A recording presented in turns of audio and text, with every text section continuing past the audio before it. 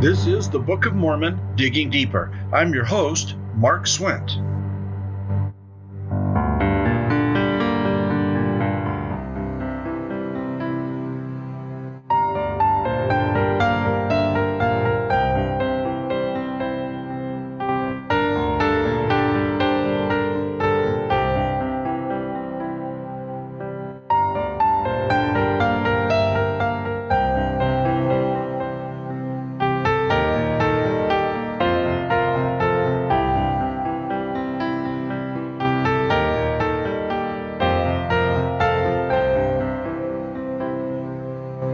I was reading about Henry D. Eyring the other day.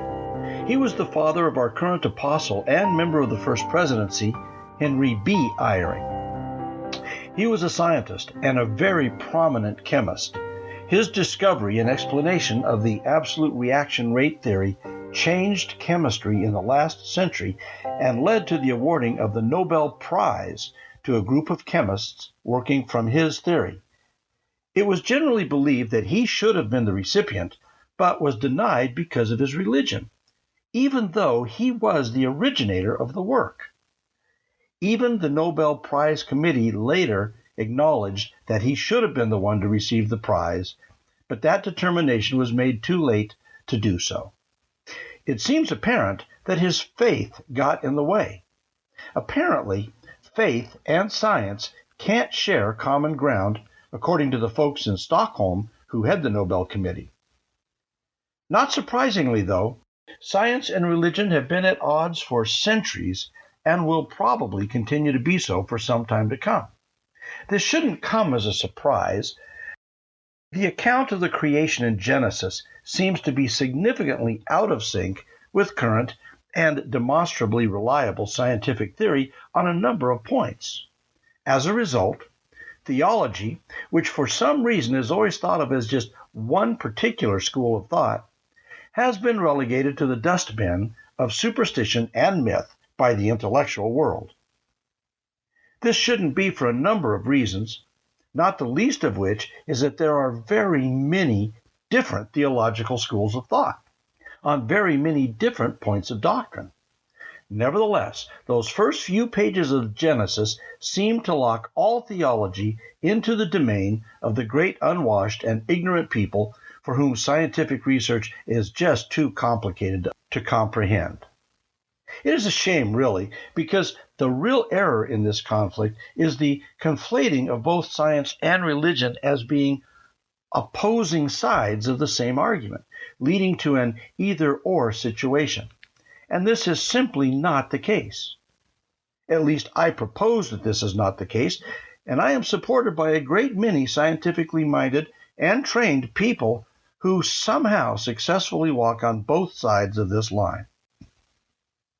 Today we're going to take a deep dive into the subject of science and religion and explore how and when this divide began, and more importantly, why it arose in the first place.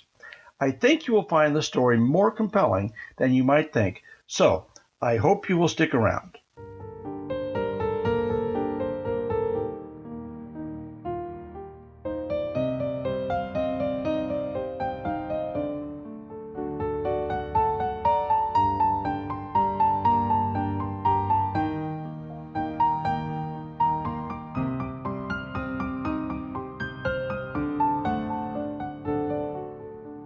The subject of science and religion, some may say the conflict between science and religion, is important to me because I like to think of myself as one of those scientifically minded people.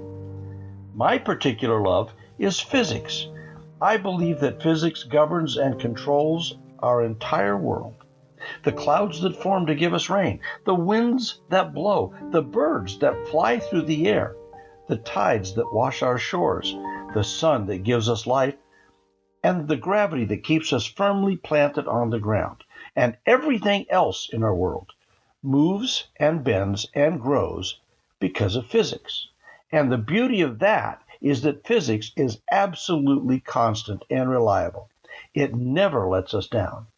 It is 100% reliable, and I'm grateful for that.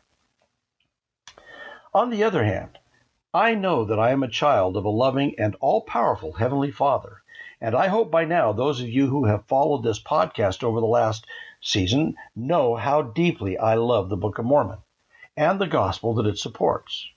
Let me say right up front that I find no conflict with my position, and in fact, I believe that the one supports the other. That is, science and religion support each other. There are caveats, however, and I should say that I believe true science and true theology fit perfectly together. There is, however, a great amount of, may I say, historically bad theology, as well as historically bad science. Of course, those two things will always conflict, but the bottom line is, the earth exists. Here it is. We dwell upon it. It was created somehow and by some means. The processes by which the earth was created will be explained eventually in full by rigorous research, which has been going on for thousands of years in one form or another, and I am confident that when that final, ultimate answer is found, we will see that there was a guiding hand in all of it. It was initiated by someone. Someone pushed the button. A few decades ago, astrophysicists studying the Big Bang came to the unavoidable conclusion that something or someone initiated the Big Bang. They had been continuing the research that had been going on for years now, trying to get back to the very smallest fraction of a second after the Big Bang in order to figure out how it all started. What were the conditions that caused the Big Bang? And try as they might, they could not avoid the mathematical indications that demanded a causal initiation, an intentional pushing of the button. That started the whole thing. But they were loath to call it God, so they came up with a term they thought might avoid that embarrassing conclusion. They called it intelligent design, hoping that no one would notice. Well, the religious fundamentalists latched onto that almost immediately and pointed fingers saying, "Aha, God, we told you so." The scientific community was horrified and immediately distanced themselves from that term as quickly as possible. Additionally, the media spun it to make it appear as though it was the religious folk who came up with the term intelligent design to mask the fact that they were talking about God. The whole thing was a fiasco, but successful, and today, if you ask about the term intelligent design, you will be dismissed with the wave of the hand and a derisive tisk of the tongue. And yet, the astrophysicist had still concluded that someone or something pushed the button. It wasn't always so, this conflict between religion and science. Long ago, very long ago, it was the spiritual leaders who led what we would call scientific research. In those days, it was called natural philosophy, and they were natural philosophers. The term science wasn't developed yet. And then we had men like Archimedes, he of the Eureka, I found it fame. He discovered the theory of displacement and changed boat building and shipping forever. Democritus was another. He postulated the existence of the atom, the atomos, or the smallest indivisible particle of matter. Alexander of Aphrodisias in 326 BC wondered why the light just outside a rainbow was always darker than the light inside. He also noticed that if there were two rainbows visible, this dark band of light was always contained between them. This became known as Alexander's dark band. Look for it the next time you see a rainbow. From the earliest days, people looked at and observed the world around them and wondered why things were the way they were. Their theories didn't always hold up, but they were usually honest attempts to learn. The phases of the moon were a big one. It was so obvious and yet so mysterious. Early thinkers knew it had to be important, but they just couldn't figure out why. It was noticed that crazy and often undesirable things happened during periods of a full or nearly so moon, and so the term lunacy arose to describe the behavior of someone under the influence of the moon. Lunatics is another word that comes from that very same phenomena. It was noticed that the tides seemed to react to both the new and the full moon, so there was that as well. And then there were those few stars that seemed to move across the star field in random ways. These 5 stars would at various times move one way and then stop and then move the other way, or disappear altogether for a time. That backward movement is called retrograde motion, and it was a great mystery. They were called wandering stars, or planetas in Greek, which is why they're called planets today. Then there was the band of condensed stars that form a swath across the night sky. They were called the Via Galactica, which translated means the Milky Way. The word lactic is the root of that, and lactic acid or lactose comes from milk. By the way, our week, comprised of 7 days, is commonly thought to come from the biblical account of the 7 days of creation. Actually, that's not so. The 7-day week existed long before Moses penned Genesis. The Sumerians and the Babylonians both had already devised the 7-day week. They established that week by observing the 5 wandering planetas of the Greeks, as well as the sun and the moon, which together make 7 moving objects in the sky. Different names in different languages have arisen, obscuring that fact a little bit, but check this out. In Latin, we see the heavenly bodies in the names of our days. Monday, which for us represents Moon Day, is lunes in Spanish and lundi in French. Luna is the Spanish word for moon, and lune is the French word. Mardi or Martes for Mars, which is Tuesday in those languages. Miércoles or Mercredi for Mercury, which is Wednesday. Jueves or Jeudi for Thursday, which represented Jupiter. The words came from the old root word Jove for Jupiter. Jupiter is still sometimes referred to as the Jovian planet. Viernes or Vendredi is for Venus and represents Friday. In English, we say Saturday for Saturn Day. The Latin languages substituted variations of Sabbath for Saturday. And then, of course, we have Sunday as the 7th day. These 7 celestial bodies were the foundation for the common week. And I find it interesting that even the Encyclopedia Britannica fell into the trap of thinking the week came from Moses' account, even though their own narrative contradicts what they say in the first sentence. Listen to this. Week, a period of 7 days, a unit of time artificially devised with no astronomical basis. Did you catch that? No astronomical basis. But then in the very next sentence they say, evidence indicates that the Jews may have borrowed the idea of the week from Mesopotamia, for the Sumerians and the Babylonians divided the year into weeks of 7 days each, one of which they designated as a day of recreation.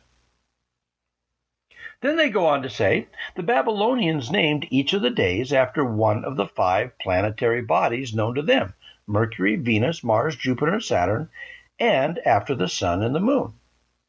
So there you have it, a perfect blend of scientific observation and religious theory. If you think about it, the creation could have been divided into many more parts than 7. In fact, the Jewish Haggadah, or Book of Jewish Traditions, lists 22 different creative periods.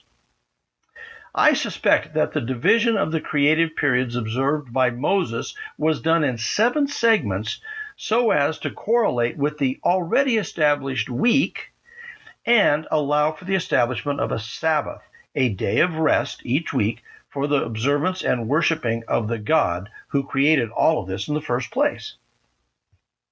There was also the inclination and declination of the sun throughout the year.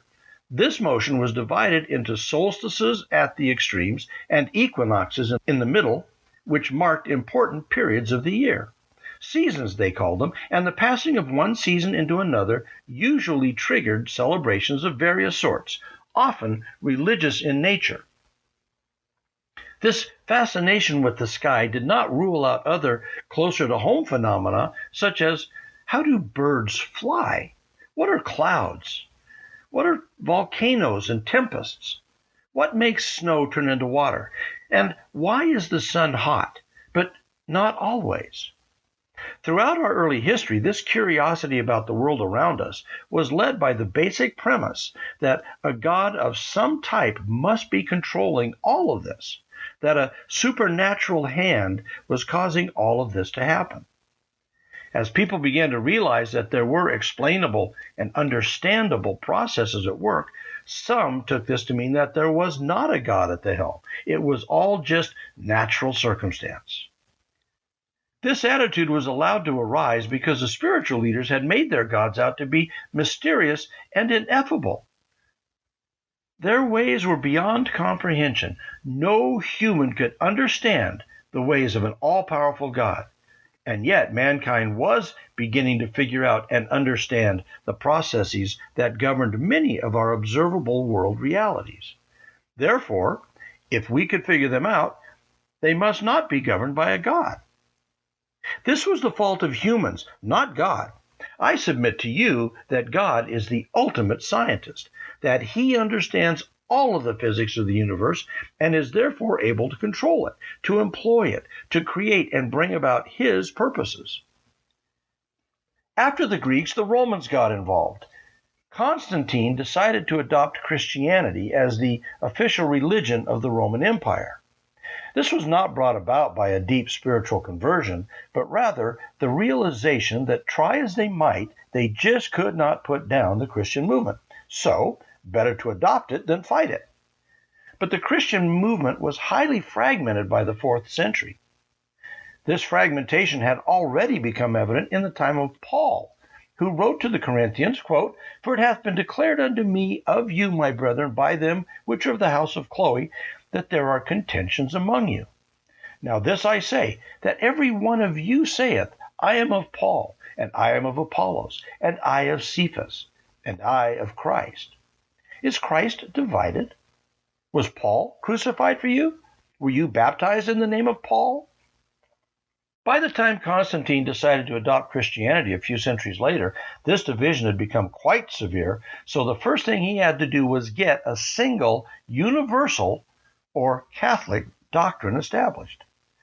This he did by convening a council in Nicaea in 325 AD. The mandate of all collective bishops and priests from around the Roman Empire, which encompassed the entire Mediterranean civilizations, was to come up with one universal doctrine that would cover everything, and I mean everything. It addressed such scientific topics as the structure of the universe, whether there was such a thing as a vacuum of space. Did our atmosphere continue all the way to heaven? What was the sun, and the moon, and the stars, and so on? It was a noble effort, and many good men debated long and hard to come up with a consensus. It was not without drama, but eventually they came away with their universal or Catholic doctrine. There was a battle for leadership of this new unified doctrine, and two churches were formed. What became the Eastern or Greek Orthodox Church, which followed the Bishop of Constantinople, and the Roman Church, which followed the Bishop of Rome. Eventually, this became the Roman Catholic Church, and the bishop became the Pope. The majority backed the Roman leadership, and they claimed lineage back to Peter. But that's for another podcast another time. The reason I go into this is because this had the most extreme bearing on the development of the rift between men of science and men of God. Here was the problem. The council at Nicaea was a noble effort, and the gathered clergymen worked hard to accomplish the mandate set by Constantine. However, they made one fatal error. At the end, they declared the new doctrines to be infallible. That meant perfect and without flaw. That also meant they couldn't be changed. Anyone who disagreed with the doctrines of this newly established Holy Roman Empire would be declared a heretic and subject to an awful array of punishments, including death by a number of horrific methods. This had an obviously stifling effect on genuine scientific inquiry and progress. It is my position that this is what led to the next 1,000 years becoming known as the Dark Ages, that period of absolutely no progress or growth in the collective knowledge of mankind. Had the council said that the doctrines were the best efforts of their knowledge at the time, but also allowed that future discoveries could and would modify their positions, scientific discovery could have continued at the very least 400 or 500 years. We could have had the Wright brothers' first light back in 1400 AD, or Faraday and his discoveries with electricity at the same time. Just imagine where we would be today.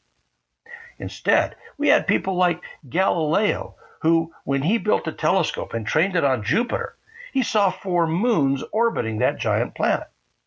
His observations were incontrovertible, but his conclusions ran afoul of the established doctrines that disallowed anything to orbit anything other than this Earth, the center of the universe. For his conclusions and his thoughts about the solar system, he was found to be heretic and was sentenced to death. However, the timely intervention by the only people powerful enough to defend him, the Medici, saved his life, although he was consigned to house arrest for the remainder of his days. Nevertheless, the fuse had been lit and the march of discovery in the face of the Inquisition was on. By the end of the 15th century, the rebirth was begun. The Renaissance would not stop until scientific and cultural and artistic freedoms were once again allowed.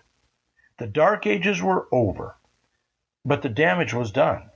The lines had been drawn, and you were either on the side of science or the side of God. There was no in between. This is where the battle of science and religion had its birth, and it still prevails to a greater or lesser degree today. And that's sad, because there really is a great deal of common ground. In fact, it is all common ground. All that is needed is for true theology to come out and for true science to reveal itself. When that happens, we will see that they are the same thing. Now, most of us realize that if there are thousands of differing religious opinions out there, they can't all be true. But I bet some of you cringed when I said true science. Well, the fact is, there has been an awful lot of incorrect and bad science throughout the centuries. It is my position that science and theology should be partners in discovery and understanding. It is also my point that they occupy 2 very different jobs in this quest. I believe it was the job of prophets and theologians to tell us what the reality was and is, and then for the scientists to tell us how and why it is as it is. For example, we all know that birds fly and have known that since the beginning. But simply knowing that they fly doesn't tell us how they fly. That question was left to scientists, and it puzzled them for millennia. Finally, in the 19th century, people started to figure it out, and eventually the laws of aerodynamics were discovered. Once we learned that, then we could employ those laws to build airplanes and span the globe as we do today. The laws had always been in place, and birds were born with the equipment to naturally take advantage of those laws, but we couldn't figure them out. Lightning was observed by the very first humans, but misunderstood until the 18th century when Benjamin Franklin and others began to unlock its secrets. That led to the understanding of electromagnetism and the eventual electrification of the world, which has changed our world more than any other single discovery in history. Today, virtually everything you see and touch employs electricity to one degree or another. So you see, even science has not had a monopoly on truth and knowledge forever. They develop just as the rest of philosophy and religious knowledge does. Surprisingly, in many cases, it was religion and theology that preceded scientific discovery. Truths revealed by prophets often led to scientific inquiry and discovery. Again, the what was followed by the how and the why. I'll show you what I mean. Let's start with the very first page of the Bible. Keep in mind that Moses was an observer, not a scientist. His job was to tell us what happened at the creation rather than how it happened. On the first page, he says, "In the beginning, God created the heaven and the earth. And the earth was without form and void, and darkness was upon the face of the deep. And the Spirit of God moved upon the waters. You see, just a statement, an observation, not an explanation. Now I read this to say that in the beginning the earth was covered with water, no mountains or valleys of dirt and rock. This idea was followed up a few verses later when he said, "And God said, Let the waters under the heaven be gathered together unto one place, and let the dry land appear." Now this was written 3,500 years ago, and it said that the earth was covered with water in the beginning. There was no landmass, no mountains, and then it says, the waters gathered together and the dry land appeared, as if to say that the land was always there, just under the water. Moses did not claim that God created the dry ground with a poof and a wave of a magic wand. He didn't say, boom, let there be land. No, it was always there, hiding under the water. Now, before I get to the science, let me make this observation. Moses grew up in the desert. He was a desert dweller. He probably saw the Mediterranean. We don't know for sure, but he did see the Nile. In fact, he was plucked from it as a baby when he was in the reed basket. But for the most part, his life was spent in an arid, almost lifeless desert, lots of sand and dry ground. If Moses had been making up the creation story as a fable or a myth, don't you think it would have been more likely that he would have drawn upon his experience in the desert and started out with something like, in the beginning the earth was a lifeless and barren desert? I'm sure that for Moses the whole world was a desert. That's all he ever saw. The only real green and abundant life he would have encountered was near an oasis, and to a nomadic desert dweller, oases were crucial for life. They brought the water, and water gave life. So it would have been reasonable for him, were he making up this story, to have said, "And there sprang forth an oasis, and the oasis gave water to the ground, and there sprang forth from the dry ground grass and trees and life in abundance. And the water flowed from the oasis to fill the whole earth, and life was born." See, I think something like that would have sprung from the mind of a nomad, a desert dweller, if he were tasked with explaining how the earth was formed, unless, of course, he wasn't making it up. If he was given a vision from heaven, then no matter how fantastic it might have seemed to him, based on his life experience, he would have recorded what he was shown, without consideration for what he had personally experienced throughout his own life. And then the part about the waters being gathered together and the dry land appearing. Now that's interesting. He might have just said, "And God created the ground whereupon man might stand." But no, he was specific about the waters moving, being gathered together so that the dry land could appear. Well, this description stood and still stands for the last 3,500 years. And all the while, natural philosophers and scientists have wrestled with the question of how the earth came to be. There were many theories, but finally, during my lifetime, the theory of plate tectonics came forward. Listen to this from the National Geographic Encyclopedia. It says, "Plate tectonics is a scientific theory that explains how major landforms are created as a result of Earth's subterranean movements. The theory, which solidified in the 1960s, transformed the Earth by explaining many phenomena, including mountain-building events, volcanoes, and earthquakes." Now, did you catch that? It says, this theory, which solidified in the 1960s. That's when I was in high school. It wasn't until the 1960s, and that's 3,500 years after Moses, if you're keeping track. But what is plate tectonics? Well, it is now the accepted geological theory that describes land formation on this earth. If you were to take Geology 101 in college, this is the first thing you would learn about. And when you took your first test, one of the first questions you would be asked is, describe the earth before the tectonic plates began to move. And the correct answer is, the earth would have been featureless and covered to a uniform depth by water. You would be correct. The next question you would be asked is to describe what happened when the plates began to move. And here you would get to explain how one plate moves under another in a process called subduction, which moves the overlying plate upward. This shift causes low spots where the plates meet, allowing water to gather there, and the lifting causes mountains and other land masses to come up out of the water. Again, you would be correct. Now, imagine what this would look like if you were to see a speeded up video of this, like on the Discovery Channel, or like you would probably see in a vision of the world. Moses' description of what he saw agrees exactly with what geologists now say is exactly what happened. Exactly. The only difference is Moses did not say how this happened. He simply reported what he saw. Oh, and by the way, he said it 3,500 years before the scientists did. The point here is that we have an agreement between good science and good theology. And I should point out that before the last century, science in general and geology in particular strongly disagreed with Moses' account. Now, let's get to this notion that God is somehow immune from the laws of physics. As a kid, I was taught that God was God because he was all-powerful. He was not bound by any laws. He was omnipotent. He could do anything he wanted.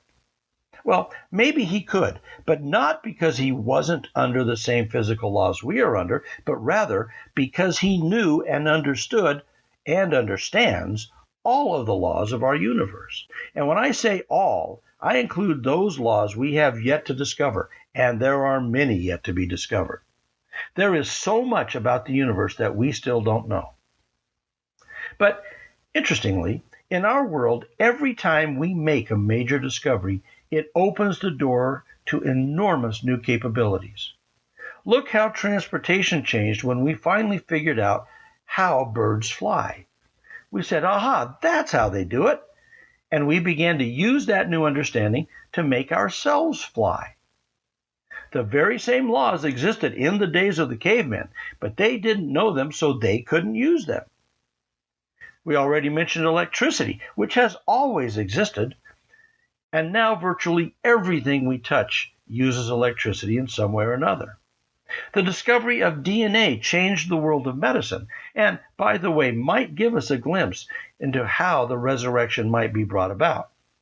Now, I could go on with all the discoveries we've made, but the truth is, as we learn about our physical world, we become more and more powerful and more capable of doing things that to our ancestors would make us appear as gods. The point is, knowledge is power. Knowledge brings power. Knowledge unlocks secrets that have remained hidden since the beginning of time, and each new discovery only adds to our ability to do things. Why would we think that God would need to be free from the laws of the universe in order to be God? Where would that idea come from?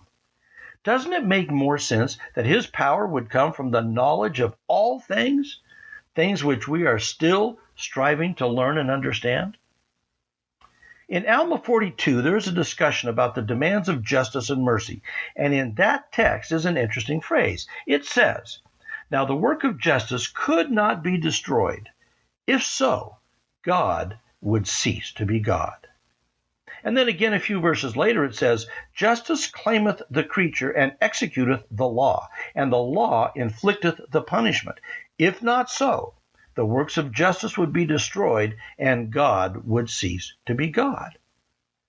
One might think that this is talking about some philosophical concept of justice and mercy and law, but I think it is revealing much more than that. First of all, it shows that the law has some power over God, and that he is bound by it as we are. It says clearly that if he denied the law its justice, he would cease to be God. Now, just that very notion, that God could cease to be God, would be considered heretical in any other venue in the world. God is all-powerful and above all law, according to every other religion in the world. And yet, we have these scriptures saying God would cease to be God. Perhaps it is the law that gives God his power, his omnipotence, his ability to create the world. If so, then we can make a compelling case for God being God precisely because he is the most knowledgeable of all the laws and conditions of the universe, not because he is immune to them. After all, if he were immune to any and all laws, then what would cause him to cease to be a god? One would think that the laws are put in place to restrict us, to control us. And that may be true for political laws, but the laws of science are quite to the contrary. They exist to empower us, to give us abilities that we otherwise wouldn't have.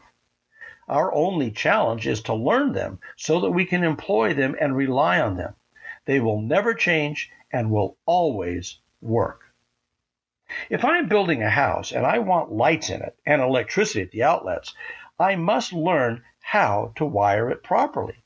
The laws of electromagnetism are very rigid and demanding. If I don't wire the house perfectly, it won't work. No matter how sincere I was when I wired it, no matter how desperately I need it to work. Do it right, though, and it will work every time. We all know the law of gravity. It never goes away. It never takes a break, thankfully. And yet, when I fly an airplane, it would appear that I am breaking the laws of gravity. I'm defying gravity. Not so. In fact, without gravity, I wouldn't be able to fly. I'm not breaking that law, but rather employing higher laws that, in fact, use gravity and rely on it to allow me to create lift to fly. But I have to use those laws correctly, or they will quickly bring me down and kill me. I guess you could say that I work in partnership with the laws to bring about whatever task I undertake. So it is with God. There is no magic in the creation that Moses witnessed. In fact, if you think about it, why did there even need to be 7 creative periods, or 22, or whatever number you'd like to pick?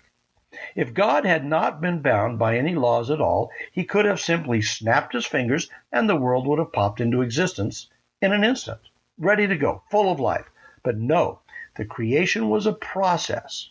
First there was one thing, then another part was added on the second day or period, and then another, and then another. It was a process, a planned out and precisely executed plan that ultimately resulted in the earth we live on. It certainly took more than 7 24-hour days to accomplish, but it followed a pattern, and it worked because here we are. It followed the science that allowed it to happen. Henry D. Eyring once said, "I believe that God directed the creation of the heavens and the earth, and that he left clues to his work in everything he did. And the sciences, geology, chemistry, physics, and astronomy, are the disciplines devoted to uncovering those clues." I too believe that. I believe that God is the ultimate scientist, and that he respects the universal laws that govern not only our world, but all the creations that have or ever will exist. I believe that correct science will validate correct theology, and that we will one day see how all of this is done by a loving God. We are promised that we will one day learn how it was all done. This from the 101st section of the Doctrine and Covenants.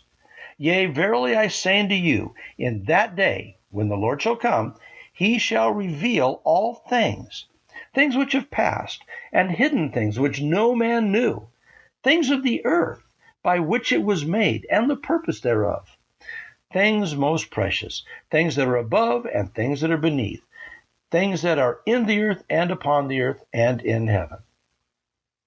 I so look forward to that day, and I will relish the truth that will flow like the waters of life. I know that in that day we will see perfect fusion of knowledge between theology and science. The what that we experience will be accompanied by the how and the why it was done. At last we will know that it is all part of one eternal realm. I bear you my testimony that this gospel is true, that God does exist, and that we are part of his handiwork. I know that the pursuit of knowledge and truth will only bring us closer to him, so that in the end we may become heirs of his kingdoms and glory, and may go on to fulfill our own destinies that he has planned for us to do since the beginning. And I leave you this testimony in the name of Jesus Christ. Amen. I'm Mark Swint. Thank you for listening.